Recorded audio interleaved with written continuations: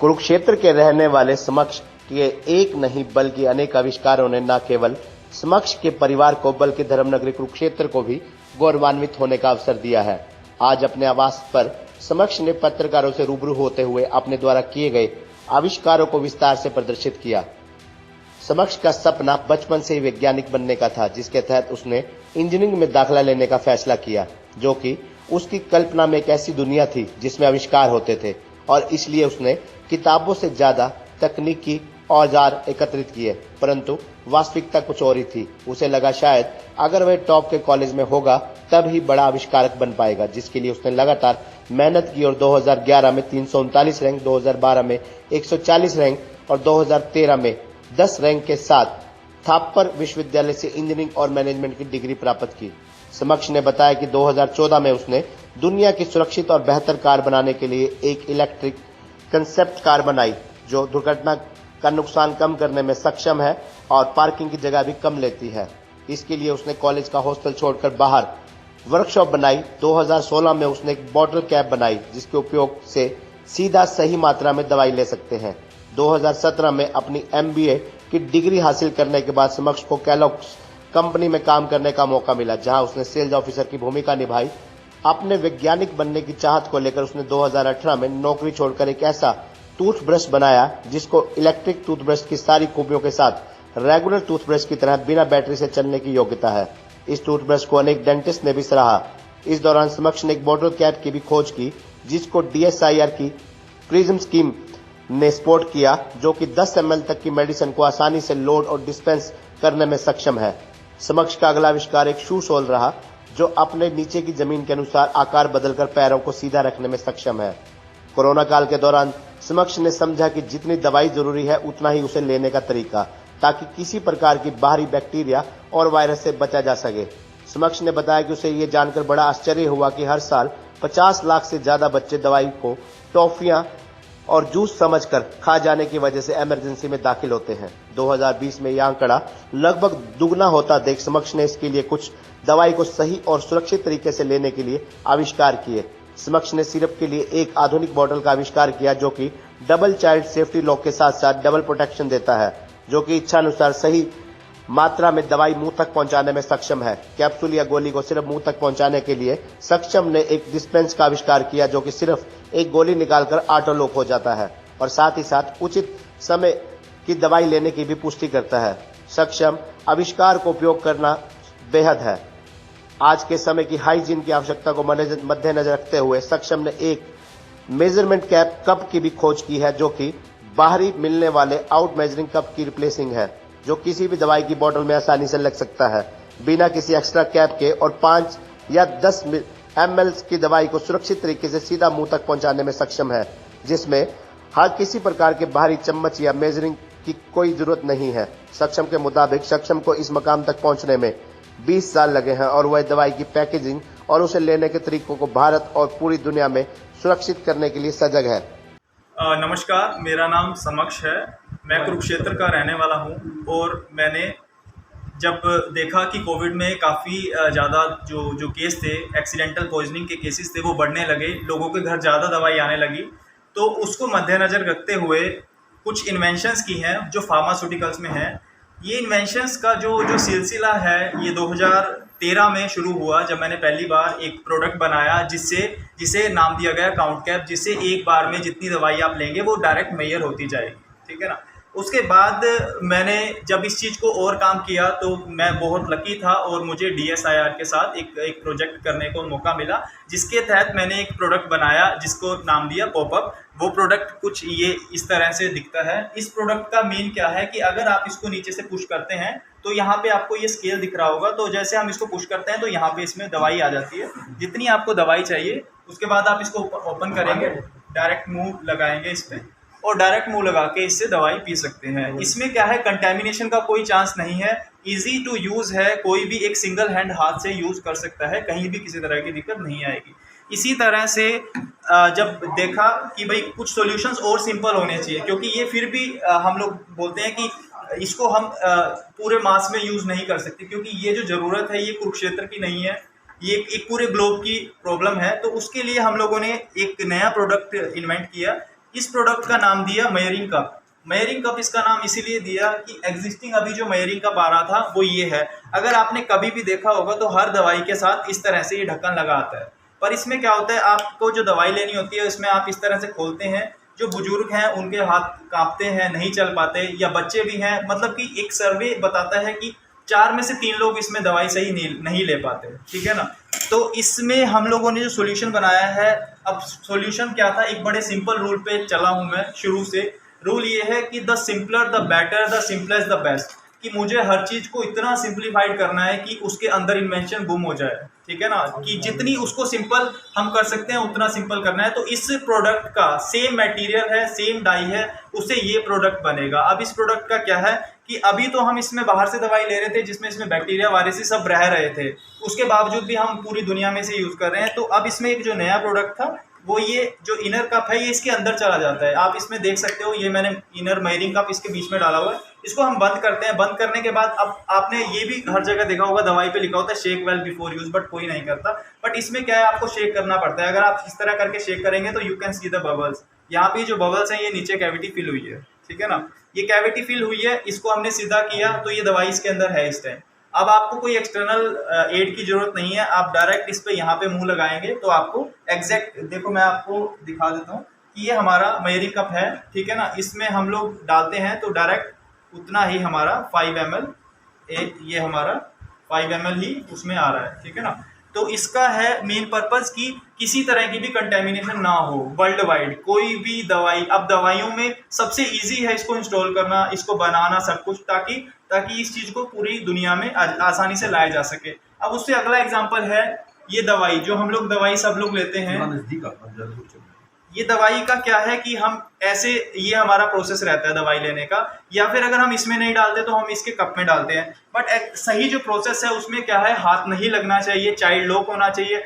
हर साल 5 लाख बच्चे सिर्फ इसीलिए संक्रमित हो जाते हैं, उनको वो इन्फेक्टेड हो जाते हैं, क्योंकि वो दवाई, मतलब जो दवाई को खा जाते हैं, उन्हें लगता है कैंडी है, जूस है, सिरप है, उन्हें लगता है जूस है, वो इजीली खा जाते हैं। तो अब ये प्रोडक्ट है, इस प्रोडक्ट में क्या है, एक तो बुजुर्ग कोई भी बंदा है, यहाँ लिखा है नून नाइट, है ना, मॉर्निंग, तो ये क्या है, ये शिफ्ट होता है पॉइंटर, कोई ब्लाइंड है तब उसके लिए भी ये बिल्कुल सही है। अब इसमें क्या है, ऊपर लॉक है, लॉक को अगर आपको अनलॉक करना है तो आप इसको यहाँ से हाथ रख के दबाओगे तो ये अनलॉक होगा। इसको आपने उल्टा किया, घुमाया, जब आप इसको उल्टा करके घुमा रहे हैं तो इसके अंदर ये आपके पास ये यहाँ पे ये पिल आ गई, ठीक है। अब ये पिल यहाँ पे आई, अब आपको दवाई खानी है तो आप इसको डायरेक्ट खाएंगे, कहीं भी हाथ नहीं लगेगा। अभी आप देख रहे थे पहले पॉइंटर जो था हमारा, पॉइंटर शिफ्ट बीच में आ गया, नून से बीच में आ गया।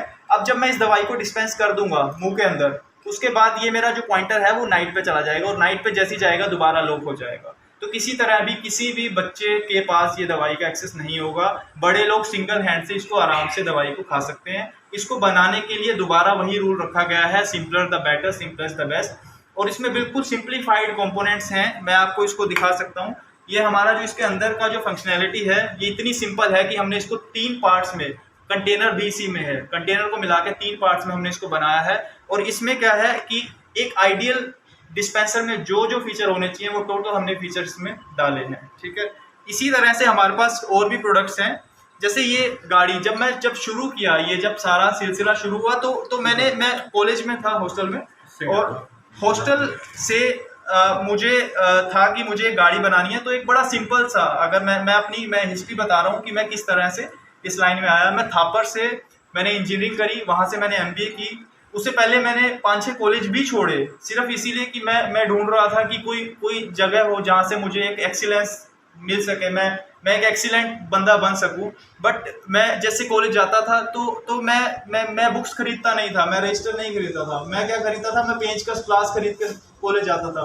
मेरा मानना था कि एक इंजीनियरिंग ऐसे होती है, बट जब मैंने जाके देखा इंजीनियरिंग कैसे होती है तो दैट वाज टोटली डिफरेंट, वो बिल्कुल अलग था। बट उसके बावजूद भी मुझे लगा शायद और अच्छे कॉलेज में जाऊंगा तो मुझे ऐसा एक एनवायरनमेंट मिलेगा। इसके लिए मैंने 2012 में 340 रैंक लिया, 140 रैंक लिया मैंने IB के लिए नेक्स्ट ईयर। उसके बाद मैंने 10 रैंक लिया, हमारा जो एग्ज़ाम होता है उसमें। तो उसके बाद मैं थापर में आया और वहाँ से मैंने इसको कंप्लीट किया, सारे जो हमारी डिग्री है। तो मैं जब वहाँ पढ़ रहा था तो मुझे एक मन में एक चीज़ आई कि एक्सीडेंट्स बहुत इजीली होते हैं। क्यों हो जाते हैं? मेरा जो मेन हमेशा से रहा है कि हम सेफ्टी को सबसे ज़्यादा ध्यान मैं चाहता हूँ कि किसी तरह मैं किसी को सेव करूँ, मैं किसी को बेटर बनाऊँ। तो मुझे समझ आया कि एक गाड़ी है, एक ये गाड़ी है, कि ये गाड़ी है, बहुत ईजी है कोलैप्स होना। क्या रीज़न है इसका? अगर मैं बोलता हूँ कि ये दो गाड़ियाँ हैं तो मेरे को ये कोलैप्स करना बहुत मुश्किल है, ठीक है। तो उसी चीज़ को मद्देनजर रखते हुए मैंने एक गाड़ी का कॉन्सेप्ट शेप, एक कॉन्सेप्ट बॉडी डिज़ाइन की, जो कि ये गाड़ी है यहाँ पे। इसको जो नाम दिया गया कोलिजन डिफ्लेक्ट व्हीकल। इसका मेन पर्पस क्या था?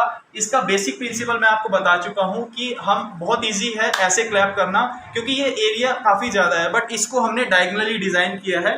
अगर इसकी मैं शेप की बात करता हूँ कि इसकी शेप एरोडायनेमिकली डिजाइंड है, और ये ईवी व्हीकल के लिए कॉन्सेप्ट रेडी किया गया था। इसका मेन पर्पस था कि जो बैटरी ऑपरेटेड व्हीकल है, जो स्मार्ट व्हीकल है, उसको बहुत कन्वीनियंट बनाया जाए। और इसकी बेस्ट चीज़ क्या है कि अगर इस तरह की गाड़ियाँ हम एक जगह बनाते हैं और चलाते हैं, तो इस तरह की गाड़ियाँ जब आपस में टकराएंगी कभी भी, तो वो डिफ्लेक्ट करेंगी, कोलिजन नहीं होगा। मैं आपको बता रहा हूँ कि ये मेन इलेक्ट्रिक व्हीकल्स के लिए कॉन्सेप्ट रेडी किया गया। इसमें क्या है, हमारा बैक साइड में बैटरी रहेगी और अंदर काफ़ी स्पेसियस रहेगा। इसी तरह से एक टूथब्रश का कॉन्सेप्ट जब मुझे पता चला, अब जब मैं इस चीज़ में स्ट्रगल कर रहा था कि मुझे क्या इन्वेंट करना है, तो मुझे पता चला कि टूथब्रश को दुनिया की सबसे नंबर 1 इन्वेंशन माना गया है। तो मुझे लगा कि अब इस नंबर 1 इन्वेंशन को मुझे देखना है और मुझे इसको मॉडिफाई करना है। तो उसके लिए मैंने काम किया, और एक इलेक्ट्रिक टूथब्रश आता है, एक मैनुअल टूथब्रश आता है जो स्टैंडर्ड हम सब यूज़ करते हैं। तो उसके बीच का एक टूथब्रश को इन्वेंट किया गया, और उस टूथब्रश का नाम रखा अलग, मैनुअली ऑसिलेटिंग टूथब्रश। ये टूथब्रश हाथ से ऑपरेट होता है, और इसके जो फीचर्स हैं, ये बेस्ट प्लाक रिमूवल है, ये गम लाइन क्लीन करता है, ये हर एक्शन में स्वीप आउट एक्शन करता है। मतलब कि ये सारे जो किसी भी एंड पे, मतलब 45 डिग्री पे, जब मैंने टेक्निक्स देखे, हम जो ब्रशिंग यूज़ करते हैं वो इतनी कन्वीनियंट, वो सही प्रोसेस नहीं है। सही प्रोसेस में 1%, 2%, 5% तक ही लोग कर पाते हैं। अदरवाइज 95% जो ब्रशिंग कर रहे हैं उसका जो प्रोसेस है वो उतना ठीक नहीं है। तो उसको कंसिडर करते हुए मैंने इस टूथब्रश को बनाया। इस टूथब्रश का जो एक बड़ा स्केल्ड मॉडल है वो ये है।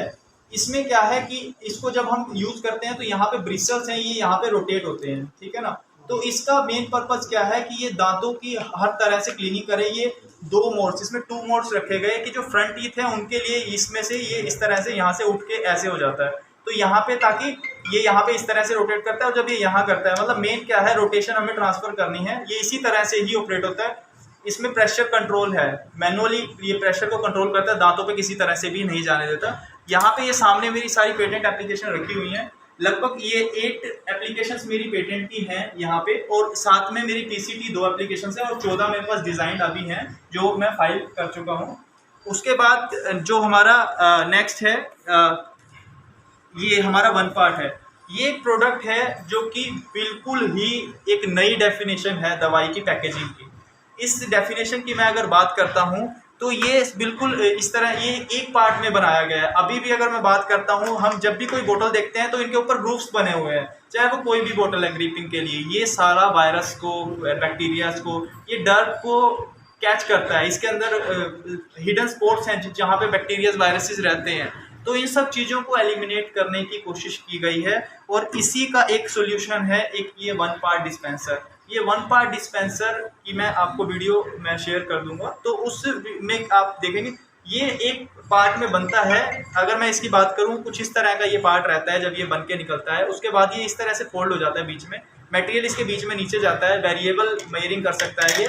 और इसमें क्या है, अगर मैं इसके फीचर्स की बात करूँ, इसमें डबल चाइल्ड लॉक है, डबल सेफ्टी, एडिशनली इसमें डबल आपका लॉकिंग सिस्टम है, लीक प्रूफ है, डबल लीक प्रूफ, कि किसी तरह लीक का और इस तरह का भी कोई कंटेमिनेशन या किसी तरह का भी ना रहे और लोग सेफली रह सके। तो आपने जो ये रिसर्च सारी करी है, इसका पेटेंट? जी बिल्कुल, ये हमारे जो पेटेंट एप्लीकेशंस हैं ये यहाँ पे हैं, सारे आपके सामने इधर हैं। इसी तरह से मैंने एक शूज़ का भी कॉन्सेप्ट तैयार किया, एक इन्वेंशन है शूज़ की। उसका भी मेन फोकस यही था कि जो बुजुर्ग हैं, बहुत लोग नहीं चल पाते, पहाड़ों पे चलने के लिए हमें बैंड होना पड़ता है, हमारे घुटनों में दर्द होने लगता है, तो उसका क्या इलाज है? उसका ये इलाज है कि हम लोग स्टेयर्स बना रहे हैं। अगर हम वैष्णो देवी का एक एग्जांपल है कि वहाँ पे भी स्टेयर्स बनी हुई हैं, पर साथ ही एक ट्रैक भी बना हुआ है पैदल। कुछ लोग ट्रैक पे चलते हैं, कुछ लोग वहाँ चलते हैं, पर हम स्टेयर्स बना रहे हैं, हम ऐसा शूज़ क्यों नहीं बना सकते कि जब हम उसको इंक्लाइन सरफेस पे रखें तो वो फ्लैट हो जाए नीचे से। तो वही सेम कॉन्सेप्ट है जो डेवलप किया गया, इसमें बिल्कुल सिंपल मैकेनिज़म्स को यूज़ किया गया। और ये शूज़ इस तरह का है कि नीचे आप अगर कोई पत्थर आएगा या कुछ भी आएगा तो वो उसको बीच में से शेप चेंज कर लेगा। वो आपको पैर के नीचे हमेशा एक फ्लैट सरफेस ही लगेगा, आपको हमेशा लगेगा कि आप फ्लैट पे ही चल रहे हैं। तो ये एक और इन्वेंशन है। सरकार से क्या हेल्प चाहते हैं? सरकार से सपोर्ट चाहिए, अपने दम पे लड़ाई लड़ेंगे?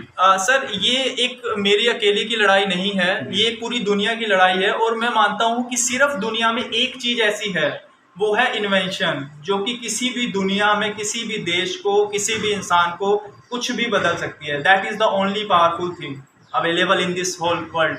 तो मैं चाहता हूँ कि किसी तरह से चीज़ें हों कि हम लोग ये एक कल्चर डेवलप कर सकें।